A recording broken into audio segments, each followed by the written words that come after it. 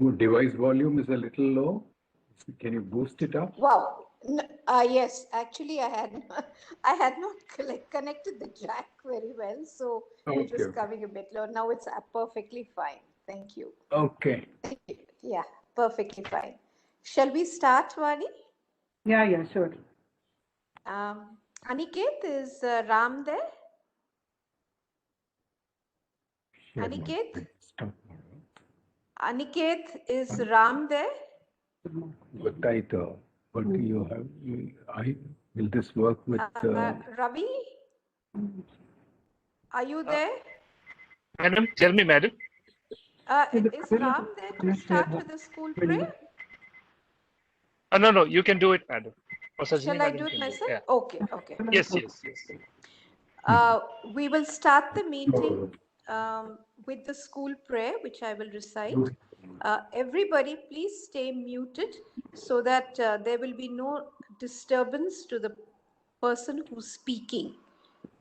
Thank you. This is the school prayer. O hidden life, vibrant in every atom, O hidden light, shining in every creature, O hidden love, embracing all in oneness, may each who feels himself as one with thee know he is also one with every other.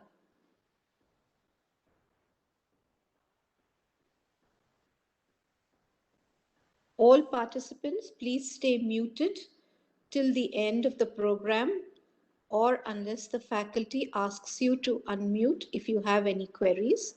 But please try to keep your queries to the end of the program, or you may just pen it down on your chat boxes so that it could be dealt with easily by the faculty at the end of the program. I shall just do a short précis, or what do you call it, a short summary of last week's program.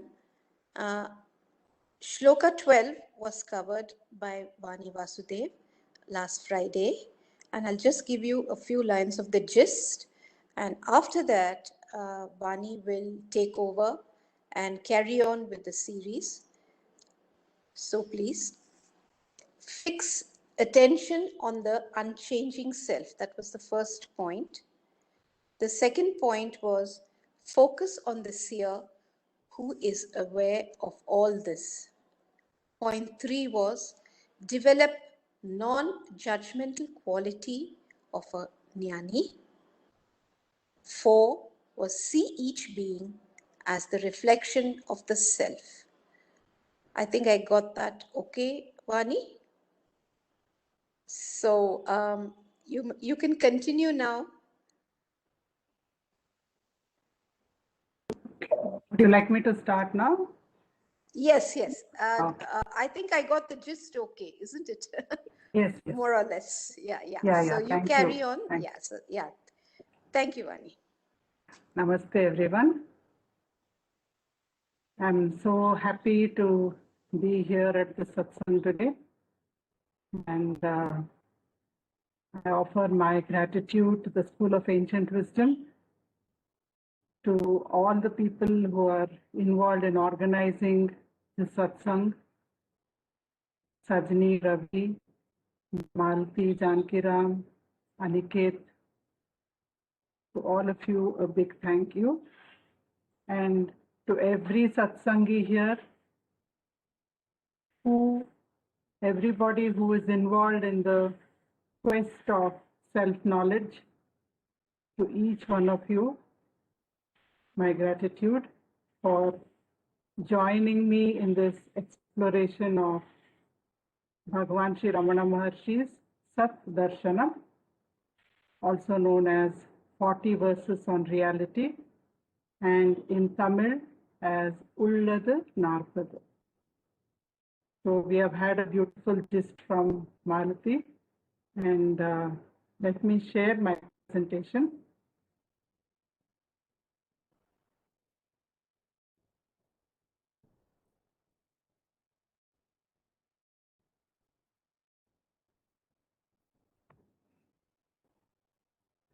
Please let me know if you can see the presentation. It's very clear. Okay. Yes. Thank you.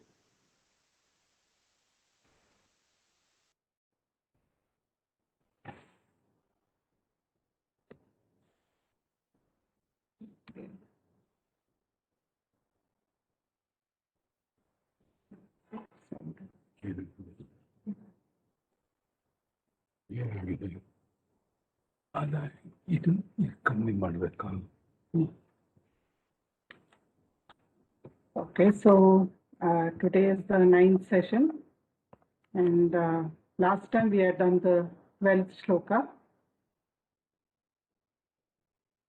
So today I thought we could explore the 13th and 14th shlokas together, and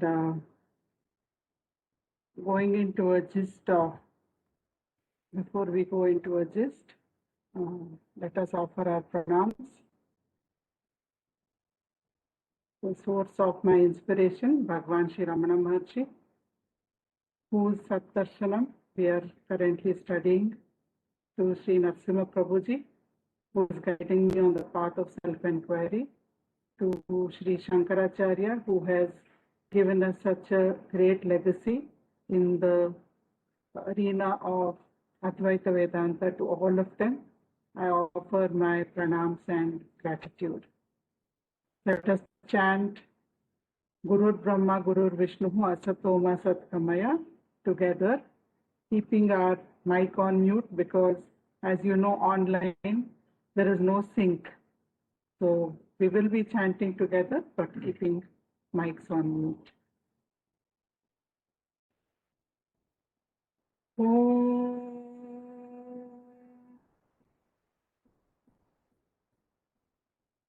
Gurur Brahma, Gurur Vishnu, Gurur Devo Maheshwaraha, Gurur Sakshat Parabrahma, Tasmai Shri Gurave Namaha. Asatoma Sadgamaya Tamasoma Jyotirgamaya Mrityorma Amritam Gamaya. Om Shanti Shanti Shanti. Let us offer our pranams at the lotus feet of Bhagwan Sri Ramana Maharshi. Pray for his grace in understanding Saddarshanam. Let us offer our gratitude to all Sadgurus who illumine our paths. May their grace ignite the flame of awareness within us and establish us in the self.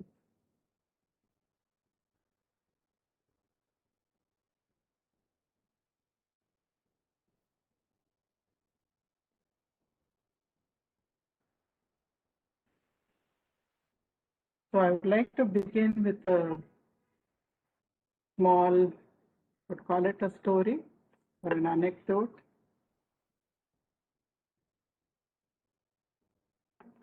So there was this elderly person, elderly man, who developed certain health problems. So he went to the doctor and he said, "No, my eyes are watering a lot. I feel as though there is some itching inside. So can you help me? And before I forget, I'm having some kind of pain in the stomach and a lot of flatulence. So would you also give me something for that?" The doctor took down his symptoms and analyzed them, and he came to a diagnosis and he wrote a prescription. So this elderly man, he got the medicines from the pharmacy, And then next day, the doctor got a phone call. And his patient said, "Doctor, somehow my eyes have become very swollen and red, and I can barely open them after using your medicine. And my stomach problem has increased like crazy. So your medicine seems to be making me much worse. What do I do?" The doctor was a bit alarmed. What did I give which can make it worse for him? And then he said, okay, just tell me, read my prescription, or if you can't because your eyes are feeling bad right now, ask somebody to read the prescription and just tell me how you are taking it, how many times you took it, etc., when you took it. So then this man said, no, I can still manage to read. So, I have these drops. I'm actually taking them 3 times a day, and this syrup also, this bottle of medicine 3 times a day. The doctor said, then how come it's not working properly? Just tell me, how are you taking the syrup? So he said, no, I take it in a spoon and I pour it into my eyes. And then these drops, I'm just taking 3 drops in my mouth every day. So what was he doing? He got the 2 medicines mixed up. The eye drop Mixed up, yeah. orally, yeah, right. And the antacid syrup, he's pouring that into his eyes. So naturally, he is going to get worse. It's a very good thing that it didn't become fatal, or he didn't lose his eyesight or something. So for any disease to be cured, there are some things. We're talking about curable disease. So we must go to a good doctor, get the right diagnosis, buy the right medicines, and then, very important, take them as prescribed. So why are we looking at this? Periodically, now we are going to start the 13th and 14th shlokas of Sattvarshanam. We are going to explore them. So now and then a question may arise, or we may forget, exactly why am I doing this? Or what's the purpose of this? Or just because I started Sattvarshanam, I'm just going to go on and finish all the 40 shlokas. So in between, sometimes, we need to reorient ourselves. So if we are going somewhere, a long journey, what do we do on the way? We just ask, am I on the right road? To make sure that we are on the right road. So we are reaffirming our purpose. What is our purpose? And what is the illness? I don't have any physical illness, and Ramana Maharshi was not a physician. He was a Bhavaroga Vaidya. So we are all suffering from what is called Bhavaroga. What is Bhavaroga? Bhava means become. We say Dirgha Ayushman Bhava. Live up to the age of 100. So Bhava means becoming. So all the time we are on the journey of becoming. Okay, transactionally, to some extent, it makes sense. Today I have just finished my PU, and then I join engineering. I'm going to become an engineer. I'm going to get married. I'm going to become a mother or a father. There, transactionally, it makes sense. But spiritually, all the scriptures are telling us, Ramana Maharshi again and again affirms for us, you are the self. You're already the self. So even in your seeking, are you sure you are in the right direction? If you're saying, I want to become realized, I want to become blissful, I want to become peaceful, when you're already bliss, when you're already peace, when you already are eternal, you already are immortal, then you need to reorient yourself. So diagnosis, I don't want to become anything. The disease of becoming is not spiritually, it is postponing what you already have. I want to veil it from myself for a longer time. I'm playing hide and seek with myself. Does it make sense? Doesn't make sense, right? So get the right diagnosis. Bhavaroga. I don't have to become the self. I already am the self. Right medication. What is the right medication? Atma Bodha, Shloka 2. Shankaracharya says, the problem is ignorance of your true nature. Because you don't know that you're already the self, you need that knowledge. You just have to have that knowledge of your true nature. You already are that. So he says, just as fire is the direct cause for cooking, so also emancipation can be had. Compared with all other forms of discipline, knowledge of the self is the one direct means for liberation. So if we look at this picture, GIF, which is here, suppose I get all the ingredients I want. I'm making, let us say, I'm making bisibele bath or palau or something. I can get all the ingredients together, put it in a pot, but if I don't have fire, I cannot cook it. Even if I don't have a couple of vegetables, it doesn't matter. Even if I don't have a certain spice, it doesn't matter. But if I don't have fire, I cannot cook it. If I have fire, at least if I have just even a handful of rice, I can put some water and cook it and eat it with something. But if I don't have fire, I cannot eat raw rice.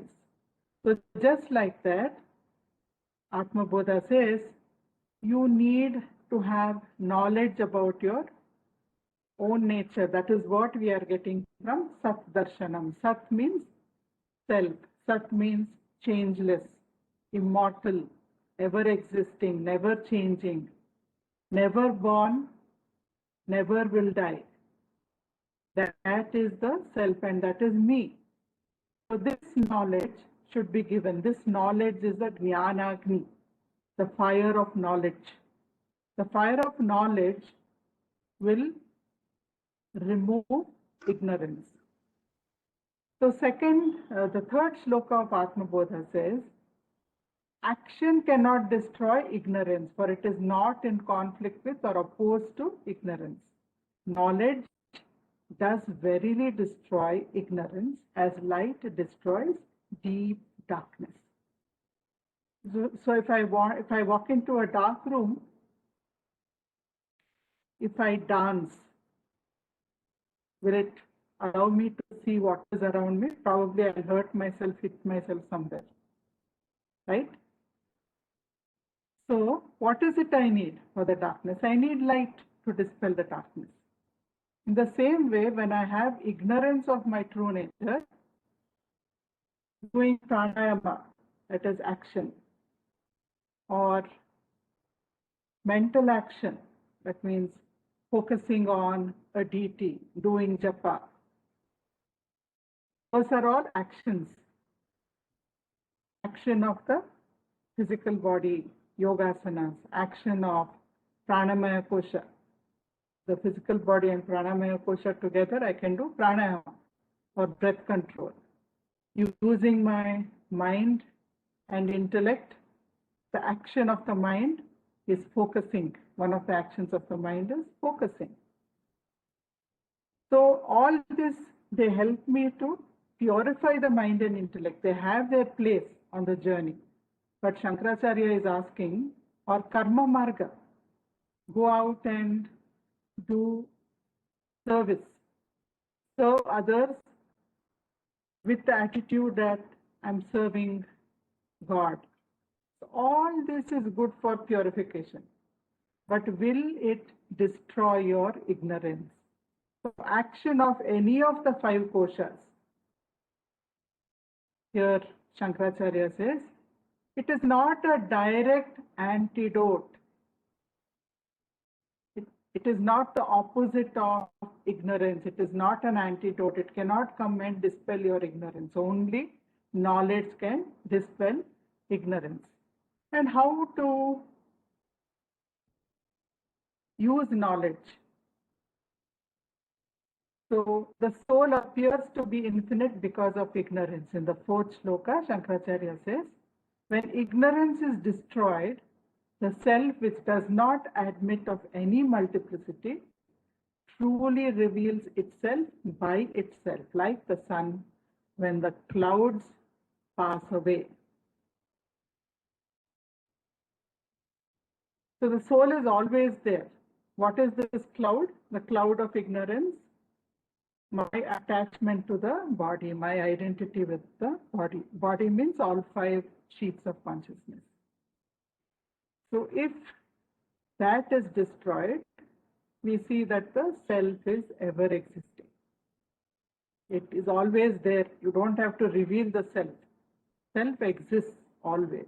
You just need to remove the covering veil of ignorance.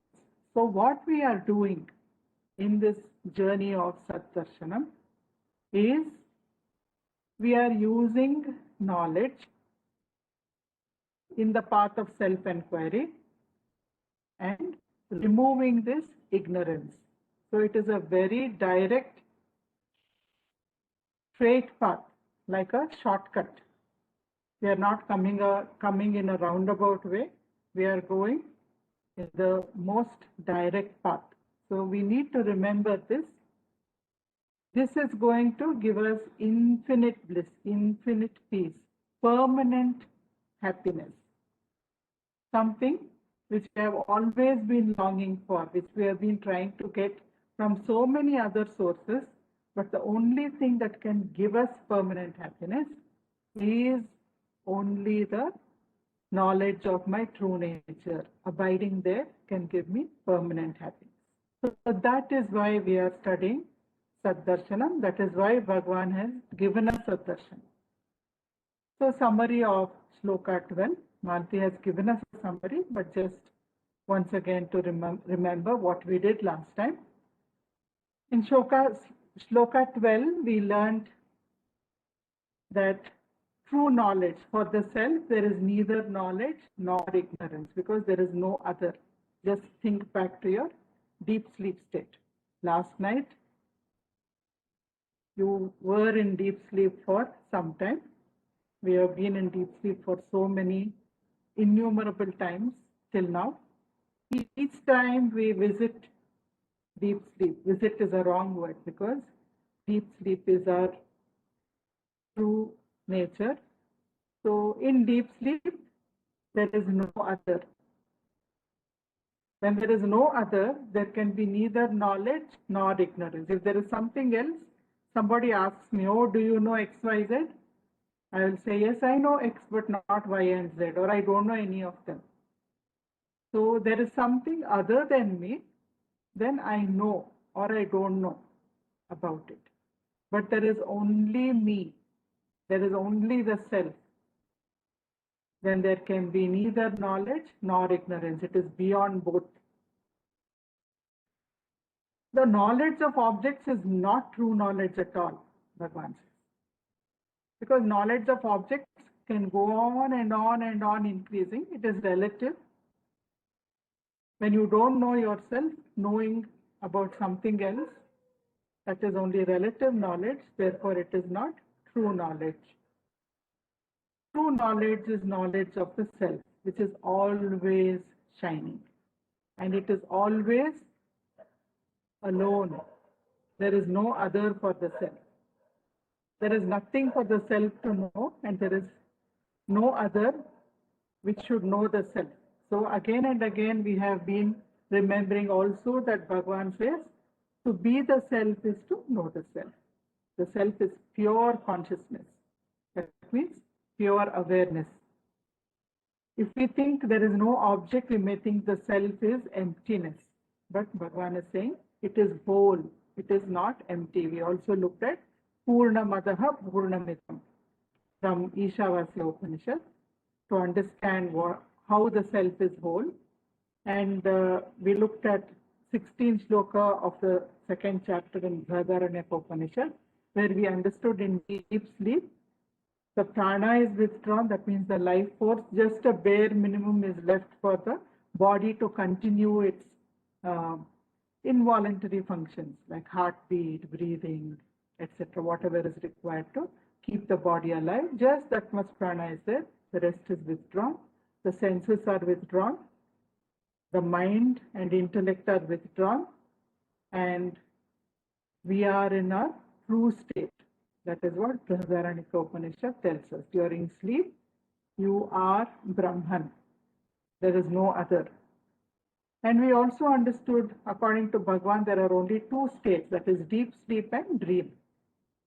Even our waking state, Bhagavan classifies it as a dream. It is like a long dream to which we keep returning and then going back into deep sleep. Because when we go back into deep sleep, our waking world, our waking life, this body, everything, they disappear completely. So because of that, this is also a dream state. The dream we have in the night is also a dream state. So we have only two states, deep sleep and dream. And deep sleep is the changeless substratum over which dream will come, get superimposed, go away. Waking state will come, another dream, get superimposed, go away. Whereas deep sleep or Turiya state continues throughout as a constant substratum. So this much we looked at last time. So let us now chant the 13th shloka.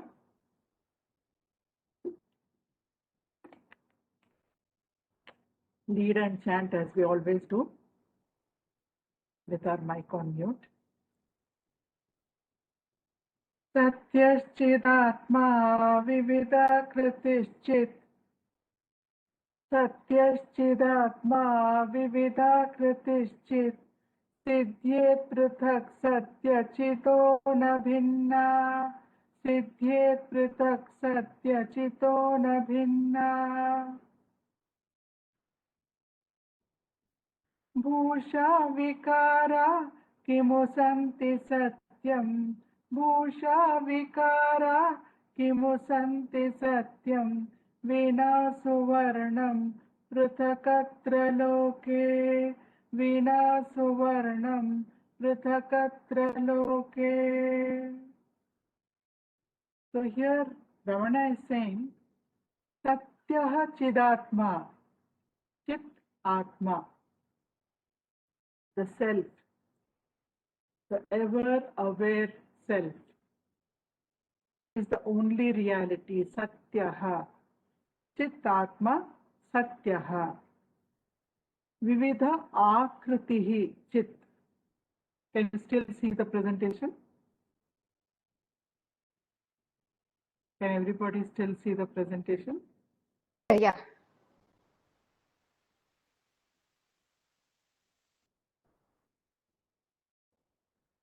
Vividha Akritihi Chit.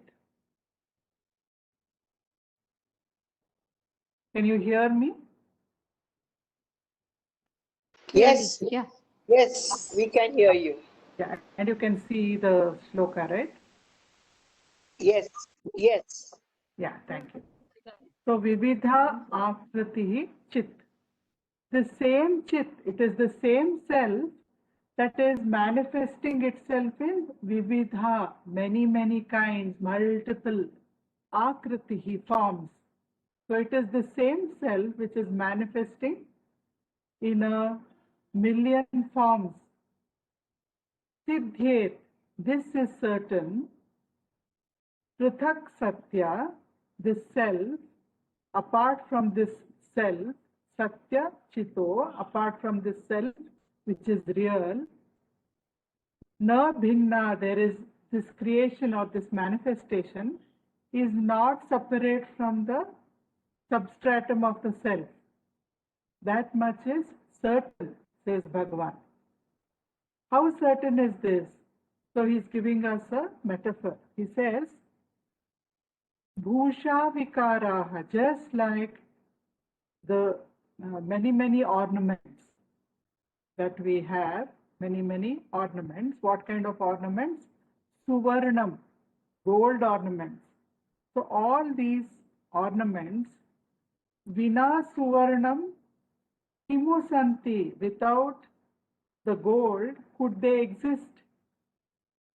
Classic Vedantic example, metaphor, is asking us, without the presence of, without the existence of gold, could all these different kinds of gold ornaments have an existence of their own? They are dependent on the gold. Without that, they cannot exist. Prithak, by themselves. In the same way, Atra, in the same way, Loke, the world, cannot exist. Prithak Satyam, without, apart from the self, the world cannot exist, says Bhagavan. So, just looking at the translation of Ganapati Muni's translation, it says, consciousness, the self, is real. It is the self alone that appears as many. Can the different ornaments exist by themselves? Are they apart from gold? And Lakshman Sharma, who is always very faithful in his translation to Bhagavan's Ullada Narpada, he says, the self which is consciousness is alone real without a second. All knowledge which is manifold is only ignorance, which, being a negation, is unreal and has no existence apart from the real self, who is consciousness. Tell me, does the jewelry exist apart from the gold, which alone exists? So, Bhagavan is reinforcing for us that the self alone is real, self alone is changeless. It is the self alone that manifests as creation, and creation is only a superimposition on the substratum of the self, just like jewelry is a superimposition on gold. So from Atma Bodha, if you look at Shloka 9, Shankaracharya says, all the manifested world of things and beings are projected by imagination upon the substratum, which is the eternal, all-pervading Vishnu, whose nature is existence, intelligence. Just as the different ornaments are all made of the same gold. So, the same thing is being echoed in Atma Bodha also. We see molten gold being poured. Gold is not different, but the shape, form, texture, the detailing, the beauty, all that. Hatake, says Shankaracharya. Hatake means gold. Kataka divat. That means Kataka divat means bracelets and other ornaments. So all these, when you make them with gold, you forget about the material and you start focusing on the form and the function. So just a small story. There was this ship standing in port, a seafaring ship. It had docked into a port and it was standing there. So in the evening, there are lots of seabirds. If you have gone to the sea, you will see many seagulls, white birds.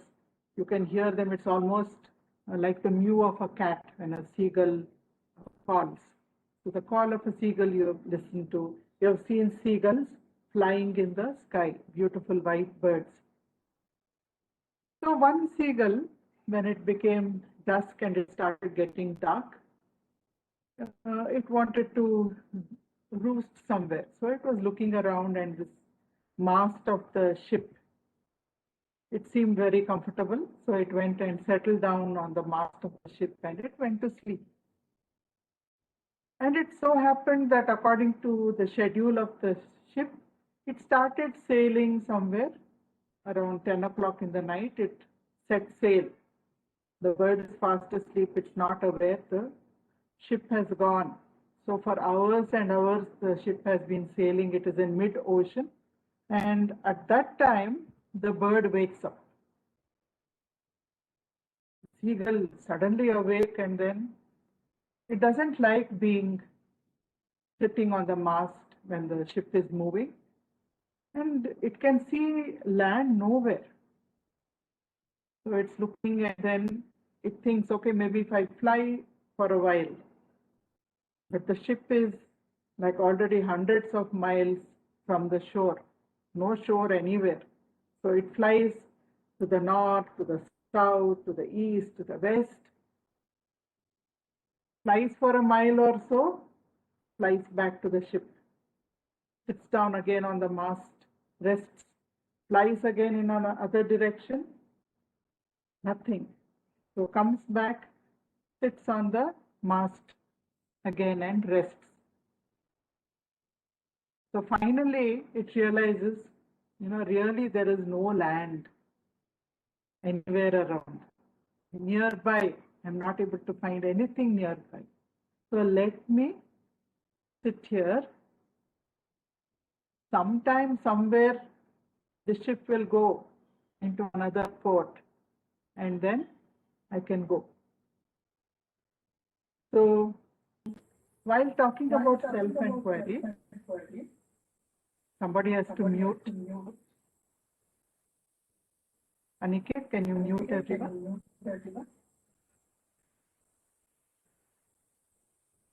I'm hearing the echo of my own voice. Okay. So Bhagavan says, the mind is also like that, What does the mind do? Or what does your attention do? It goes off. It thinks, maybe, if I go buy this new car, that will give me a lot of happiness. Or if I go and join this company, that will give me a lot of happiness. So it keeps going, gets a bit of happiness, that is gone, comes back. So that is one angle. The other angle, we sit down for self-inquiry. A thought comes, and that thought says, okay, come on. Yesterday what happened? You remember you met that person? What did that person say? It was so surprising, wasn't it? So it is pulling you away, just like the bird flying off, seeking land somewhere. So Bhagavan says, don't fly away like that. Let's come back. There's nothing there for you. You've been doing that for years and years. You've been doing that for lifetimes. And you have not got anything from it except more suffering, more unhappiness, more bondage. Bring it back. Bring your mind back. Where? How? Whom does this thought arise? For whom is this thought? Ask. And then the answer is to me. Then you ask, who am I? And the mind will come and roost, like the bird coming back and roosting on the mast of the ship. The mind will come back, roost at its source, still. If another thought comes, the bird is flying off again in another direction, bring it back. There is nothing there for you. Make the mind understand. So what is self-inquiry? When we want to discipline, we can use several methods, isn't it? When you want to discipline a child, the mind is like a child, like a small child. So what do we tell the mind? You can be harsh with the mind. You can scold the mind. You can blame the mind. What does a child do if you scold it repeatedly? the child will become uncooperative. The child can begin to cry. The child can become adamant, stubborn. Bhagavan says no need to use that kind of harshness. Make the mind understand. Understand what? Make the mind understand the benefits of self-inquiry. Tell the mind, you know, so many things you have done till now, all for the sake of happiness. You made so many friends. You went to many movies. You have read so many storybooks. You watched so many serials. You have drunk millions of cups of coffee. Not that you shouldn't do any of those things. But you will never get permanent happiness from there. Just momentary drops, little bits, tidbits. Don't you want a feast of bliss? Don't you want it to last forever and ever and ever? If you do this, if we do self-inquiry together, that is what you will get. You will get a feast of unending bliss. It will never end. You will never have to go in search of happiness again. You will always have it. Because that is my true nature. That is all you need to do. So if you make the mind understand, then Bhagavan says, the mind will cooperate with you. The mind will cooperate with you, and because of that, you will be able to do the self-inquiry much better, much more easily, much more smoothly, much more productively. So just like the bird realized, if I go north, south, east, west, or any other direction, finally, there is no land there. The safest perch for me is the mast of the ship. In the same way, if we make the mind understand why we are doing self-inquiry, that is why it is good to go into self-inquiry, good to go into nitidhyasa, good to go into meditation, having reminded ourselves of our true nature, reminded ourselves of the purpose of why we are doing it. So Bhagavan says, remind yourself of the purpose, remind the mind, make it understand, cajole, just like you cajole with a child. Tell it.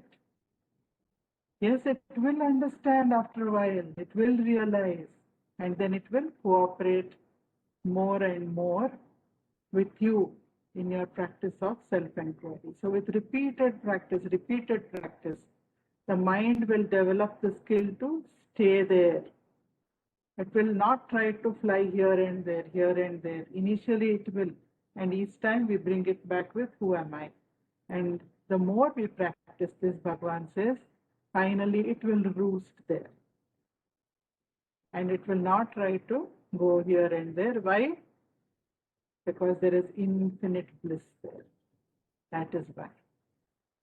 So let us just do a little bit of self-inquiry now.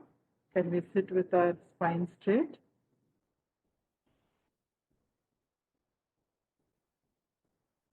Eyes lightly closed. Make yourself comfortable so that your attention doesn't have to go to any uncomfortable part of the body. Adjust your posture. Sit comfortably with your back straight.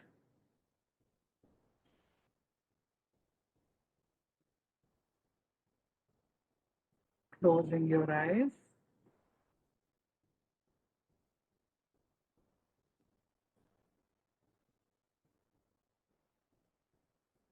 Become aware of your breathing.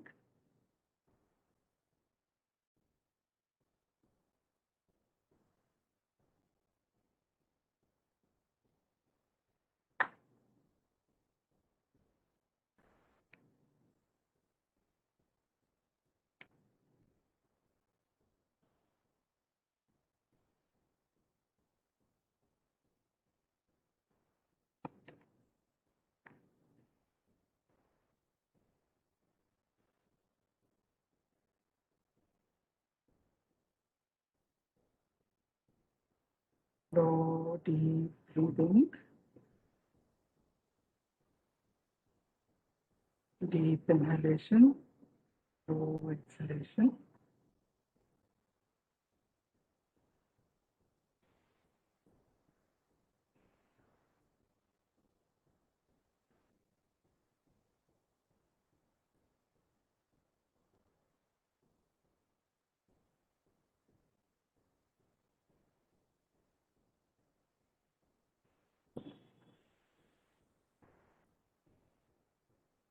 As you focus on your breathing, you realize each time you breathe in, there is a natural pause.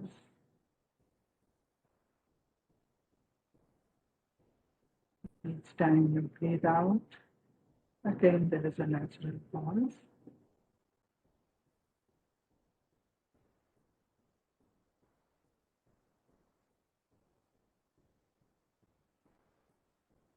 Just be aware of the pause when it happens.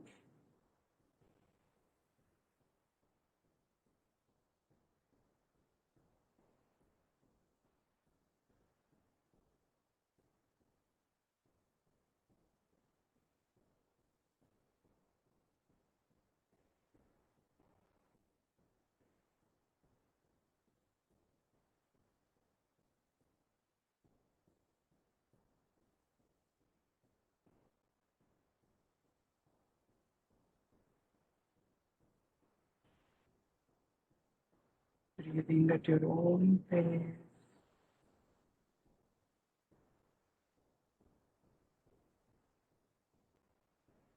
Effortlessly aware of your breath.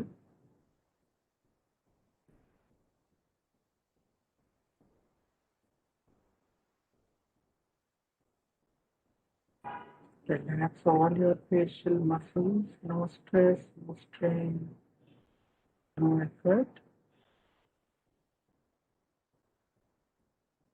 Just effortless attention, gentle attention.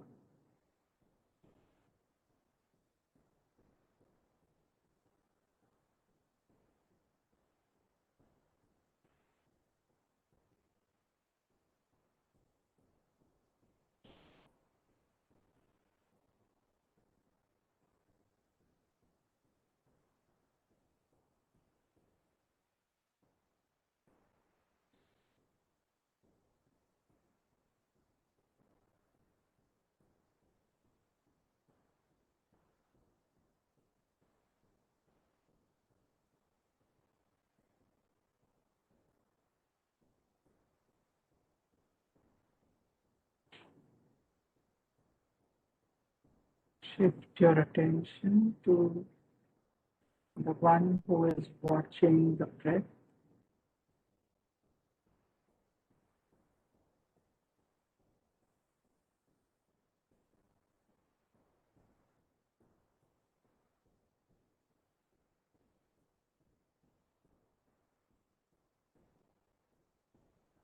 You are aware of your breathing because there is someone watching the breath.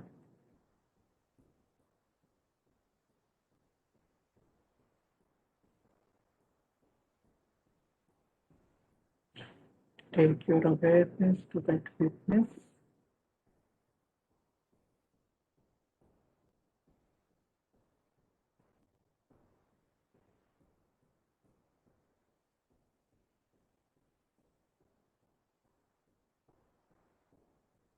You may still be aware of the breathing, but identify with the witness.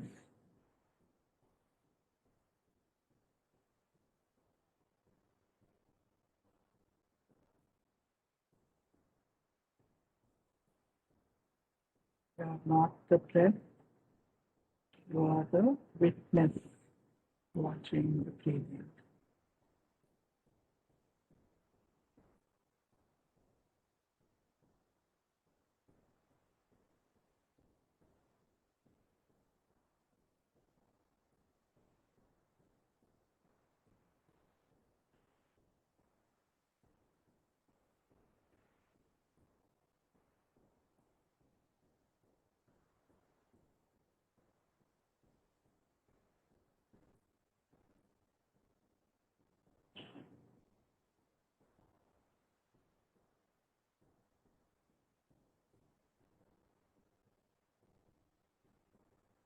If a thought arises, just ask for whom is the thought.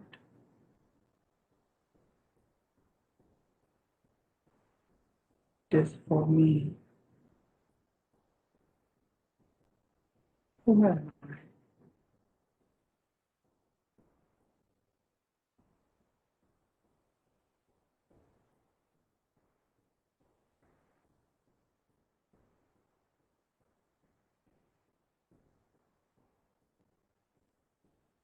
Don't try to give any verbal answers to who am I.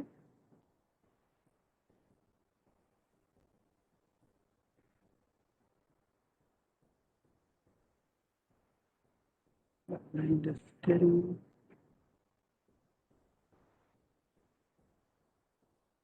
Just abide in the stillness. Witness the stillness.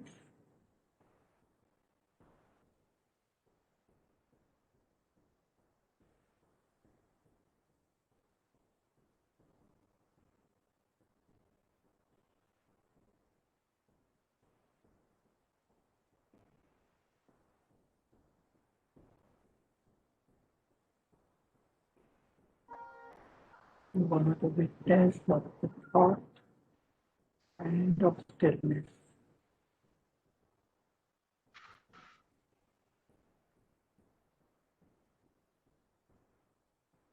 You are neither the thought nor the stillness.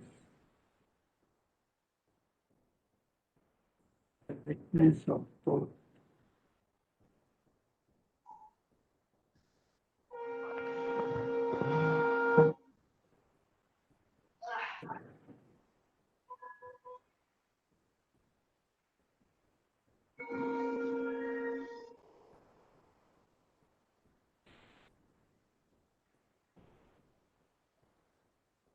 Another thought arises. Do the same thing again. For whom is the thought?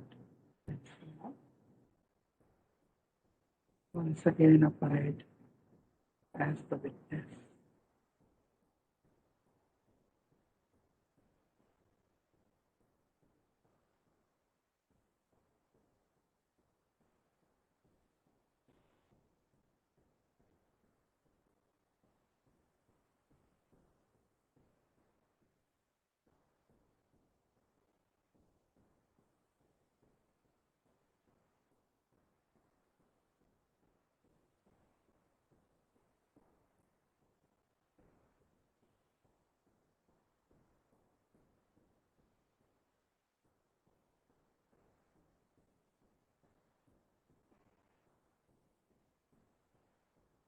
Whenever you are ready, open your eyes. You can do this anytime, anywhere, for any length of time. Few minutes or an hour or more.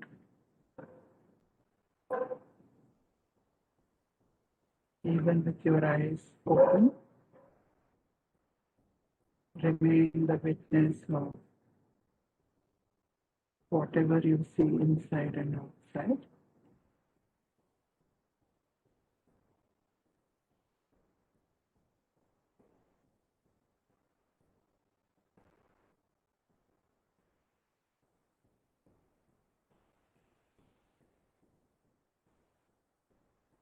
So coming to the 14th shloka,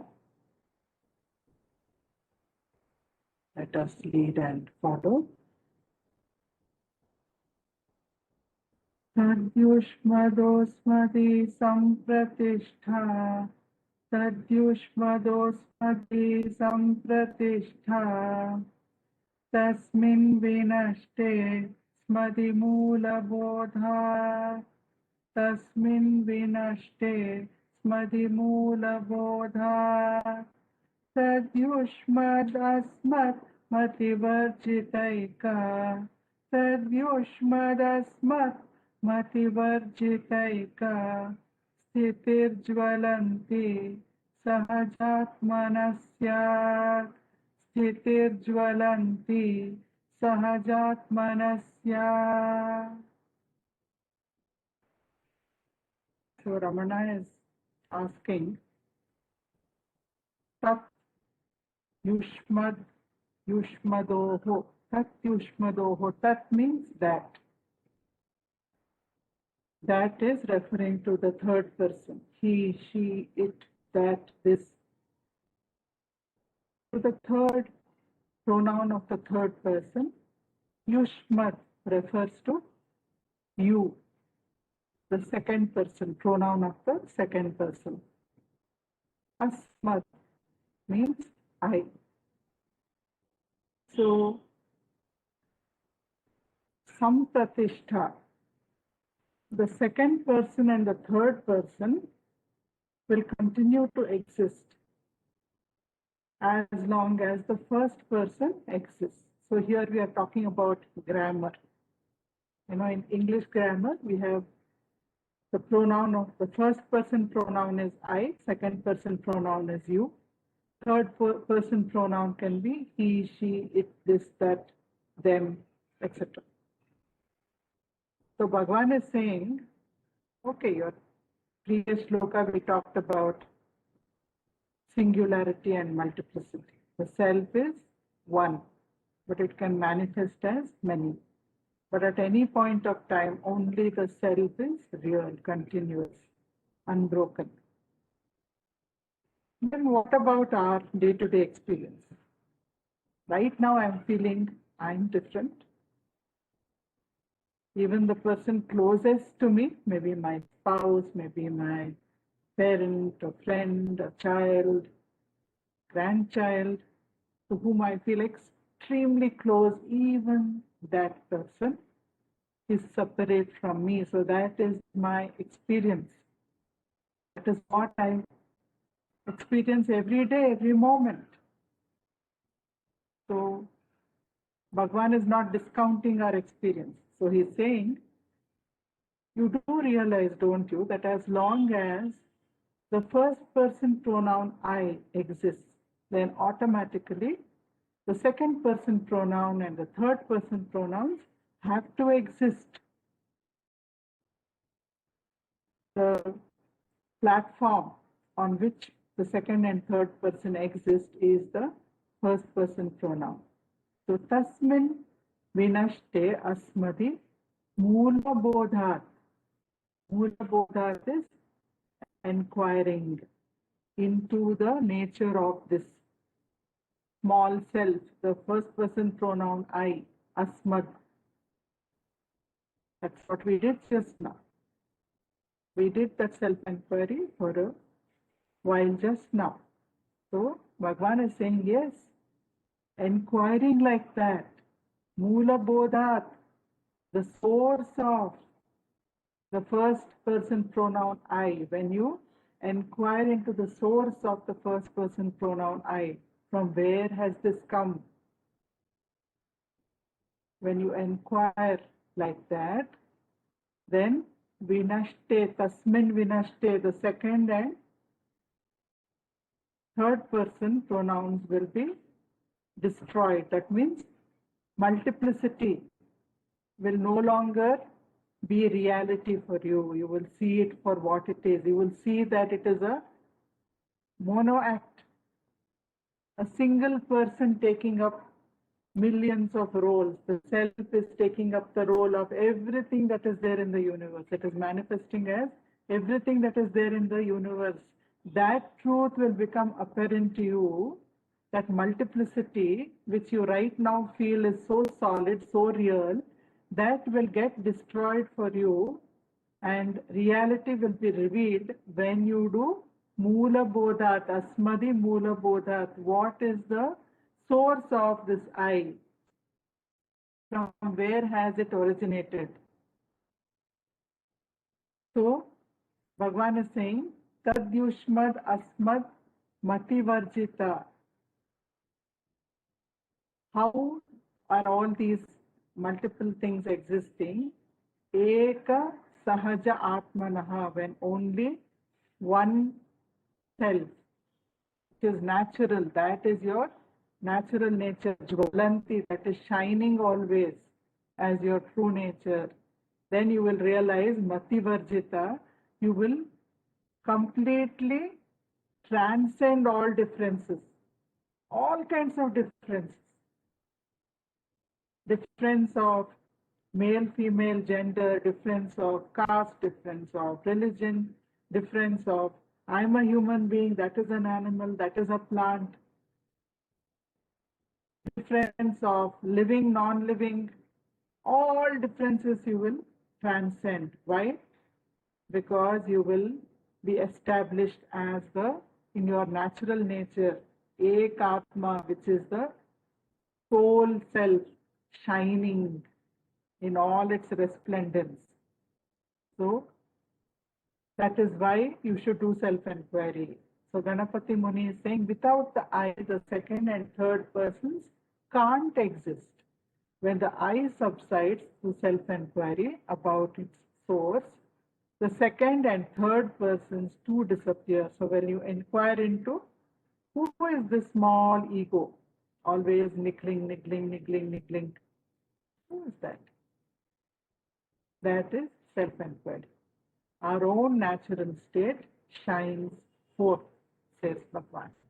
And Lakshman Sharma says, the two, namely you and he, appear when the sense of I has arisen with respect to the body. If by the quest of the self, by oneself, to the question, what is the truth behind this I, the ego, be extinguished, then the other two notions are also lost. Understand that that which shines alone is the real self. So if we look at Bhagavan's life also, for him there was no difference. He never differentiated between people or even between animals. Monkeys would bring their entire tribes, monkey kings would bring their entire tribes, and Bhagavan would make them sit in a row, put plantain leaves in front of them and get food served for all of them.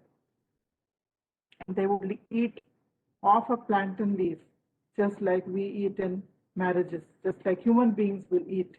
So in the same way, food would be served for monkeys.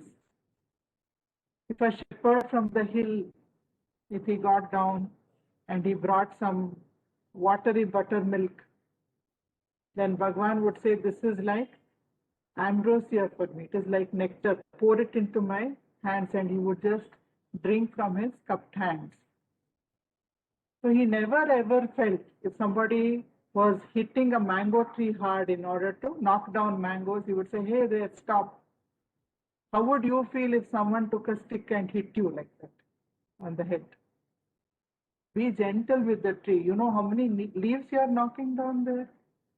Would you like it if somebody pulled off your hair? Don't do that. Be gentle. Get your mangoes, but do it in a nice way. So always in the kitchen, he would cook for all his devotees. For decades he has done that. He never expected other people to come and serve him. Even that Guru Shishya distinction also he did not do. He didn't put a pedestal for himself and sit there. And when disciples put a pedestal for him, he said, you know, I was so happy sitting on the ground. Now they are saying I should sit on this couch. When his knees became arthritis, people could see it is difficult for him. It's painful for him to sit on the ground. So they made that arrangement. But Bhagavan would say, why is this couch for this body? I also want to sit like everyone else. So in his life, through and through and through, if you read different biographies written about Bhagavan, if you read different chronicles about his life, at no point of time will we see that even little bit of differentiation creeping in. Never at any time. Between any kind of beings. For him, everybody was just an extension of himself. There was no one, there is no other. Repeatedly he would say. When somebody told him, why don't you go out into the outer world participate in the freedom movement. Go do something good to other people. Why are you sitting here at the base of this hill, so remote? Then he would say, you're asking me to serve others, but where are the others? There is only the self. But all the time, wherever he was always serving. Physically also, like I said, there is no job which he did not do. For a child, he would repair a doll, he would repair a book. He would cook and serve everybody. He would do proofreading. Continuously, he was engaged in activity. He would solve the doubts of great scholars. He would guide disciples. But at the same time, always abiding as the self. That nobody is different from him. So that we see reflected every moment in Bhagwan's life. So the same truth we see in shlokas 60 and 61 of Avadhuta Gita, where Dattatreya says, if God pervades all, if God is immovable, full, undivided, then I see no division. So here he's speaking from the Jnani's point of view. For one who is abiding as the self, how can he have an exterior or interior? So he says, for a Jnani is sthiraha, he says in the shloka. God and Jnani are synonyms also. So God is immovable, God pervades all. When a Jnani is established in the self, he pervades all, he is immovable, he is full, he is undivided, akhandaha. Then I see no division. How can he have an exterior or interior? Antaram hi na pashyami. Don't see inside. There is no inside and outside. Inside and outside is when we have identification with the body. When I'm identified with the body, then I have something inside me of which only I am aware. Nobody can read my thoughts. I can hide it from the world, and then there is outside. But for a Jnani who is not identified with the body is just an instrument for him. He is every moment identified with the whole of creation. All the time he is one with all beings. So for him, there is neither inside nor outside. Then the Avadhuta Gita says, the whole universe shines undivided and broken. Right now, if I am identified with the body, for me everything is broken up. This is me, this is not me. This is mine, this is not mine. This person is important to me, this person I will neglect. This person I love very much, and that person I cannot stand. So all these barriers, these divisions, that is not there for the Jnani, because one who abides in the self, for him there are no divisions, there are no breaks. So here in Avadhuta Gita, Dattatreya says, oh Maya, the great delusion. Just because I'm identified with the body, immediately there is this great delusion called Maya. And what is that delusion? The imagination of duality and non-duality. Even non-duality is imagination, because when there is duality, only there is non-duality. That's why we say Advaita. Advaita for whom? For the seeker. For the Jnani, there is neither Dvaita nor is there Advaita. There is only the self, ever resplendent, ever shining. So there is this story. It is a very well-known story, one of my favorite stories. So there was this Gurukul. Now, India is so famous for its culture of Gurukuls. So in this Gurukul, there were many students. Gurukul of Ribhu Maharshi. So one of a very good student was Nigadha. And Ripu Maharshi taught Nigadha the path of Jnana that all of us are also learning now, which Ramana Maharshi is teaching us through Saddarshanam. He also taught Nigadha the path of Jnana. And Nigadha was a very good student, very sharp, very bright, very intelligent. But somewhere within him, there was this niggling doubt. He still felt I should carry on with my with puja, with austerities, with rituals.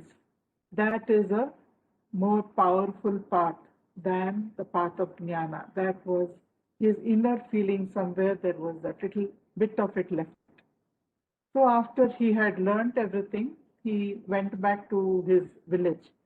And when he went back to his village, he slipped back into his old lifestyle. And Ripu Maharshi got to hear about this. But he knew that Nigadha was a very ripe soul. He was at the right stage to get understanding of his true nature. So one day he disguised himself as a village rustic, and he went to the village of Nigadha. And at that time, a royal procession was passing in front of them, where the king is seated on the elephant and soldiers are marching and there are tableaus. We have seen such things during our Dasara processions or Republic Day parades. So a royal parade is passing by, and then Ripu sidles up and manages to stand next to Nigadha. And then he says,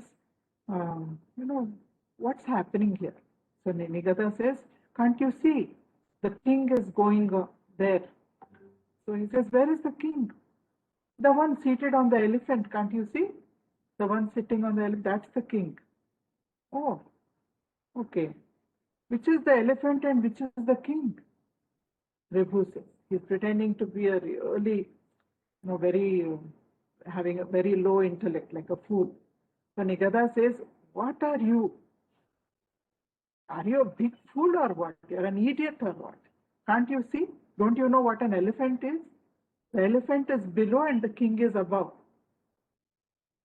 And then the Maharshi says, oh, okay. Okay, king and elephant I understood. But what is above and below? So now Nigadha is furious. He says, you bend over. And he sits on the back of the Maharshi.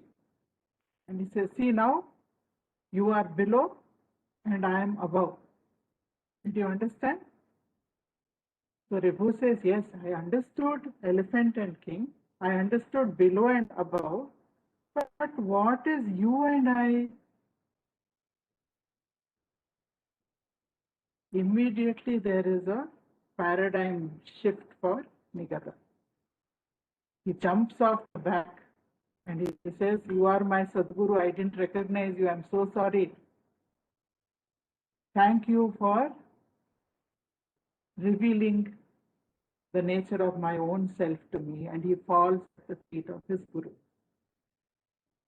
So just using simple strategies, Ripu Maharshi creates a complete paradigm shift for his disciple who was ripe for enlightenment. So it's a beautiful story, and Bhagavan is saying all this big story that we are also building with pronouns.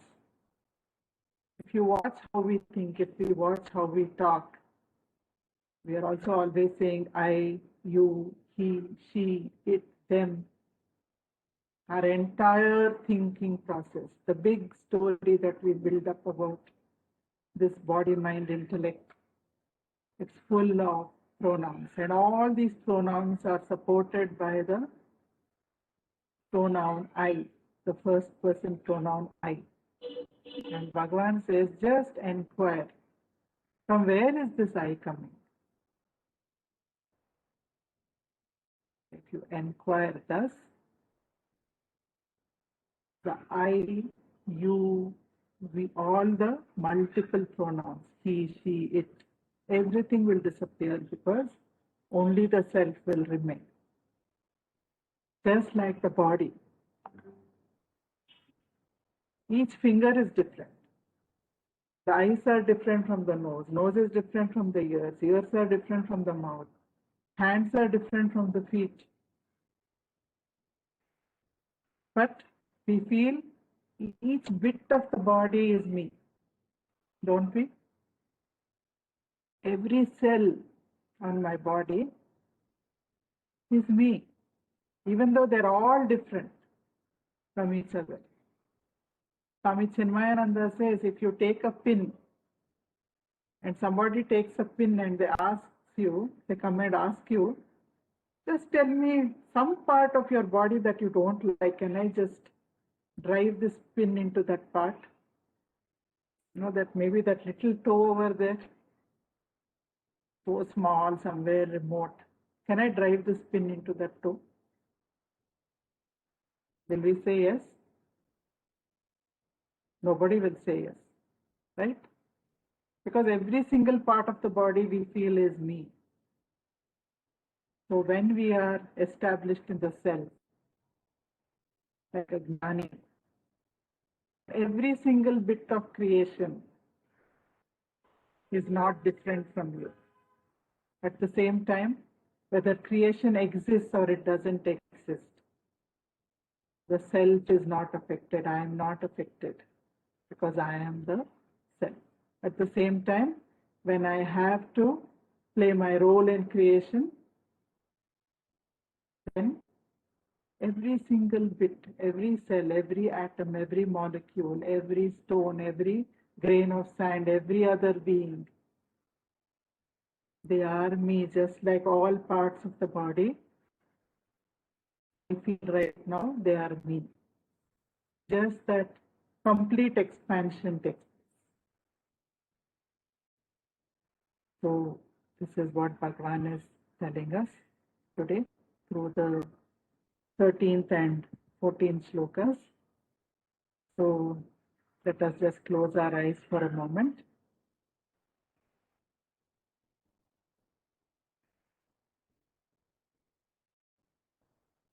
For the knowledge that we have received,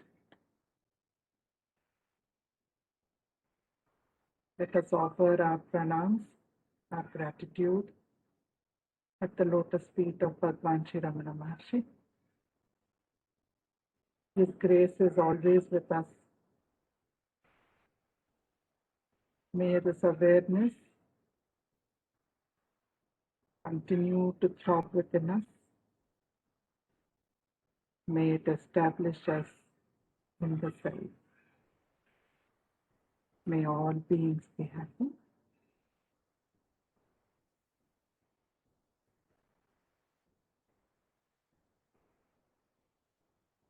Once again, I thank each and every one of you and the School of Ancient Wisdom for this wonderful opportunity to explore the teachings of Bhagavan Sri Ramana Maharshi together.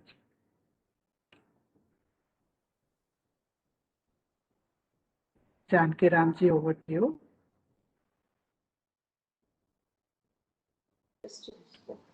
Very nice, Vani Vasudev. As Thank you. usual, with very good examples, stories, metaphors. And in fact, when we were giving Sloka 13, like ornaments are dependent on gold, the same way the world cannot exist without the self. So I wanted to ask actually after you finish the talk, but ornaments don't gossip, ornaments don't backbite, ornaments don't insult you, ornaments don't do mischief, all that I wanted to ask. But then Sloka 14 very clearly explained and with a story to follow. So I have no questions or doubts. Now I leave it to the participants if they want to ask anything. And I just was reminded about this oneness. There is a very good video talk by Bruce Lipton. We used to listen in Maya Manise's satsang on Thursdays.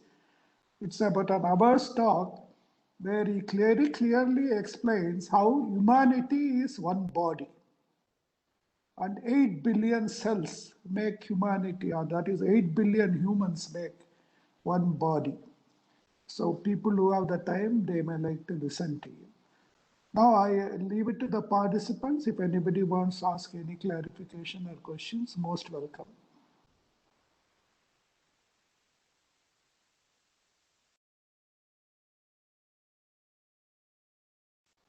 You can post them on the chat box also. You are welcome to post on the chat. You can either unmute and ask, or you can type in the chat box. Ask or post in the chat. Yes.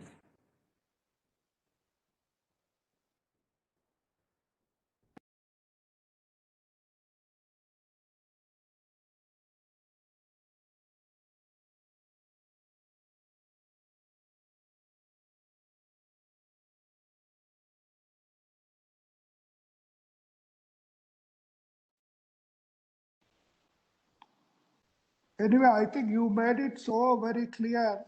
Maybe I will request the participants to do Nididhyasa, contemplate, and if we have any further clarifications, we can ask on next Friday.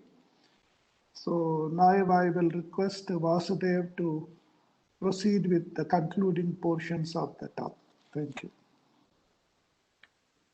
Thank you, Jankiram ji. As we close this wonderful satsang, let us chant the Shanti mantra together. Let us just relax for a while with our eyes gently closed.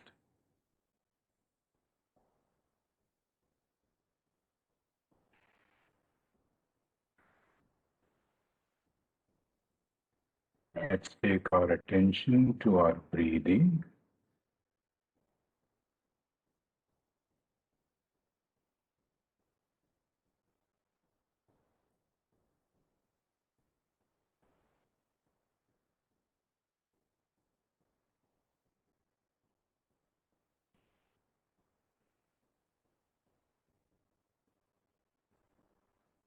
As our body and mind are completely relaxed,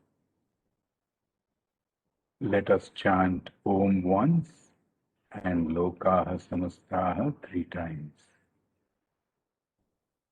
Let's inhale deeply.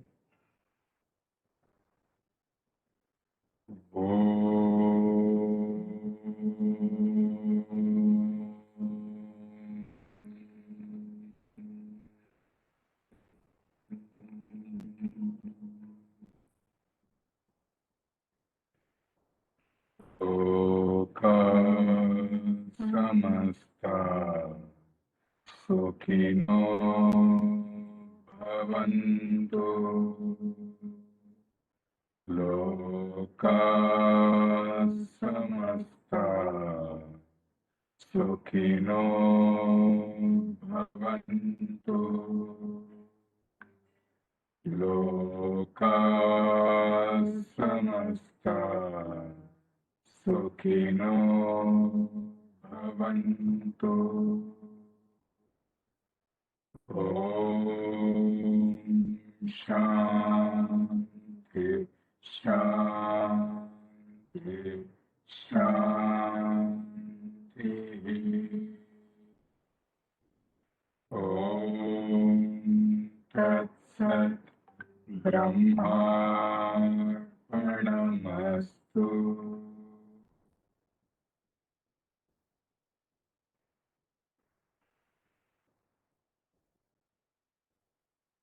Slowly and gently, let us open our eyes.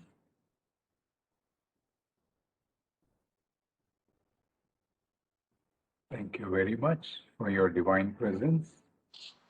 We look forward to meeting you again soon.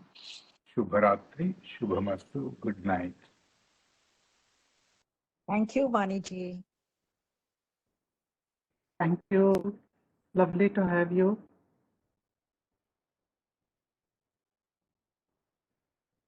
Let us meet once again next Friday at 6:30. And participants, please bring any of your friends who would also like to participate and listen to this beautiful talk, so that we're really eagerly waiting for the next session next Friday. So please, all of you, be ready, 6:30 Friday next. Thanks, Aniket, also for the help.